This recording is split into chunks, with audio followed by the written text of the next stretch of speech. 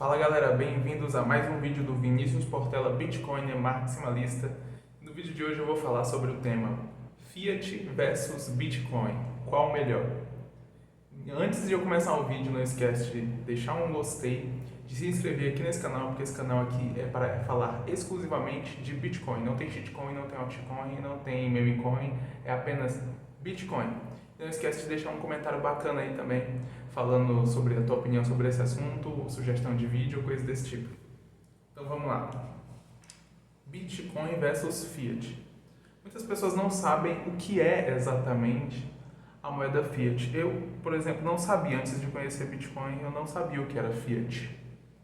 Mas Fiat é basicamente uma abreviação de fiduciário, que é basicamente a moeda que o governo tem, certo?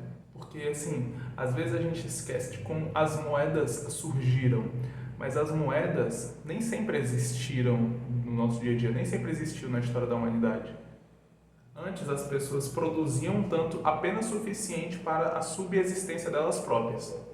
Só que aí chegou um momento onde elas tinham o suficiente para subsistir e para trocar com outros indivíduos.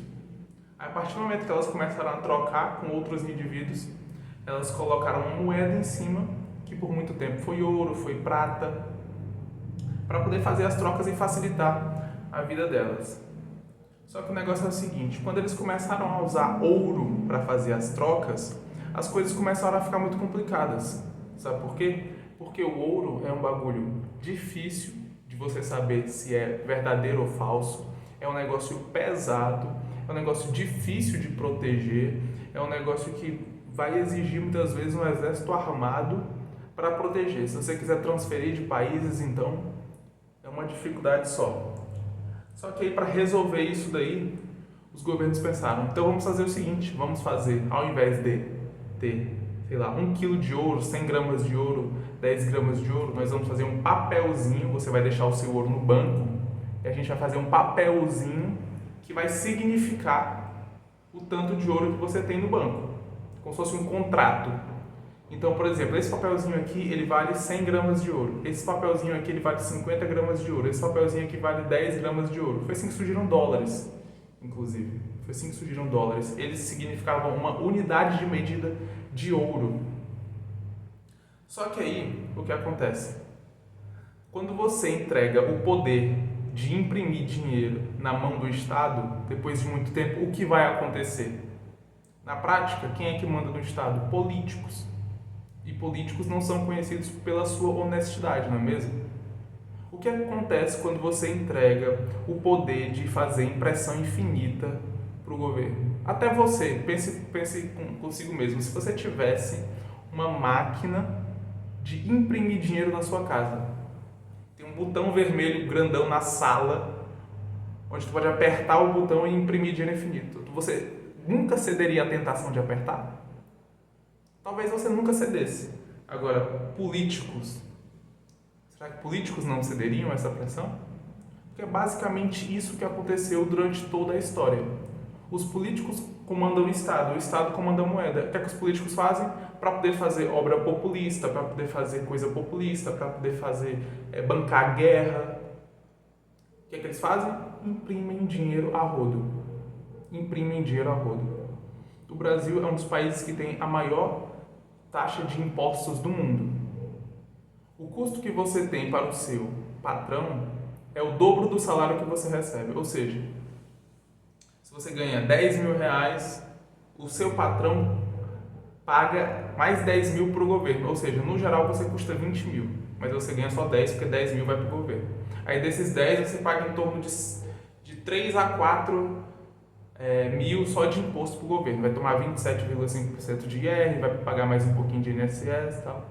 Ou seja, desses 10 vai sobrar uns 6 e pouco. 6 e pouco por aqui. E desses 6, quando você for no supermercado fazer suas compras, quando você for numa loja comprar suas coisinhas, seu computador, seu celular, um carro, você vai pagar em média metade do valor dele em imposto para o governo. Ou seja, de tudo isso ainda sobrou só 3. Era 20, caiu para 10, caiu para 6, sobrou 3. Só que tem mais um que as pessoas esquecem, que é o imposto inflacionário, que é basicamente a senhoriagem, é o governo imprimindo o teu dinheiro. meio de moedas fiat. Então o governo vai lá, imprime, os políticos vão lá, imprime. Aí você pode se perguntar, caramba, mas você está me dizendo que o dinheiro que a gente recebe não tem lastro? Não tem lastro algum? Não, não tem.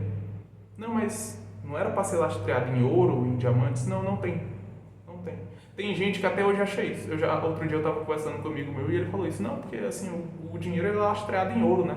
Eu falei, não, não é. Desde 1971 os dólares não são lastreados em ouro. Ele ficou, caramba.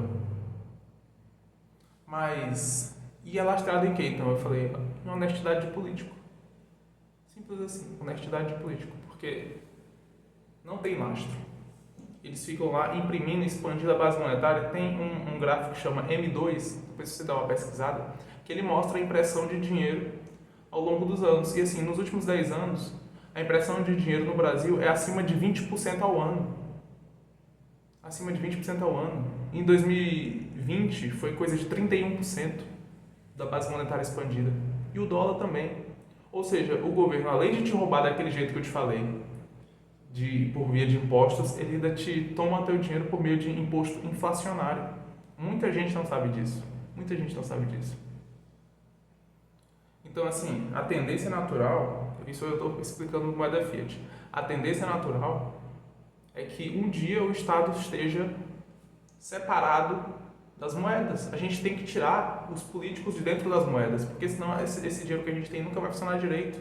Isso que eu estou falando foi pensado por um cara chamado Hayek, no livro dele, Desestatização do Dinheiro.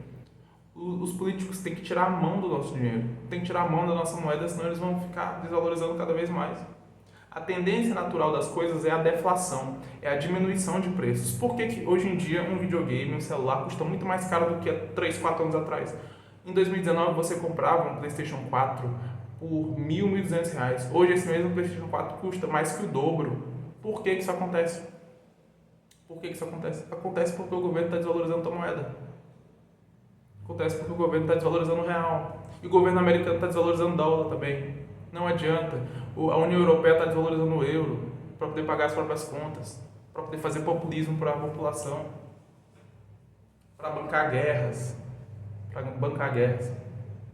Então, assim, é esse tipo de coisa que acontece com a moeda fiat. Agora vamos falar sobre o Bitcoin. Bitcoin é uma rede descentralizada, ou seja, não tem banco central, não tem uma pessoa que criou e está lá mandando por trás, não tem uma fundação que criou e está lá mandando por trás, não tem uma máquina que fica imprimindo bitcoins infinitamente, nada disso. É uma rede, é um protocolo de consenso que funciona por meio de mineração, por meio de nós e por um sistema chamado blockchain, que é basicamente um livro-razão público que mais de 50 mil nós pelo mundo estão espalhados com uma blockchain, verificando se todas as transações são corretas ou não. Então é assim que funciona o Bitcoin. Ele resolve todos os problemas que a moeda fiduciária cria. Ele não pode ser, ele tem no máximo 21 milhões de unidades. Dessas 21 milhões, acho que 19 milhões já foram mineradas. Então, na verdade, tem poucas milhões ainda para serem mineradas. Tem outras que foram perdidas, ou seja, o número de bitcoins no mundo sempre será limitado, então a tendência dele sempre será de deflação. Então, se você é um dos primeiros a comprar bitcoin, você vai ter a chance de sofrer deflação. Você vai ter a chance de ver a deflação acontecer na sua frente, quando o preço das coisas vai acabar diminuindo em relação ao bitcoin. Certo? Então, assim, estude Bitcoin é uma coisa importantíssima. Se inscreva nesse canal, porque esse canal aqui é para falar exclusivamente de Bitcoin. Veja podcasts, ouça livros. Aqui tem livro, tem Bitcoin, Moeda na Era Digital, do Fernando Urch, em audiobook completo. Tem o livro Bitcoin Standard, também completo em audiobook, só para você ouvir, ficar lá malhando ouvindo, ficar lá limpando a casa ouvindo, lavando prato ouvindo. Saiba sobre isso, entenda os ciclos do Bitcoin. O Bitcoin tem ciclos, tá? Ele vai ter momentos onde ele vai estar subindo mais, momentos onde ele vai estar descendo. Atualmente a gente está num ciclo de alta, certo? Mas agora tem que ter cuidado que quando ele entrar no ciclo de baixa de novo, vai ficar todo mundo, o que está acontecendo? Sendo que é uma coisa natural, certo? Então, É isso. Esse foi o vídeo de hoje. Fiat versus Bitcoin. Quem é que vence? Quem vence é o Bitcoin. Certo? Então, esse foi o vídeo. Valeu. Falou!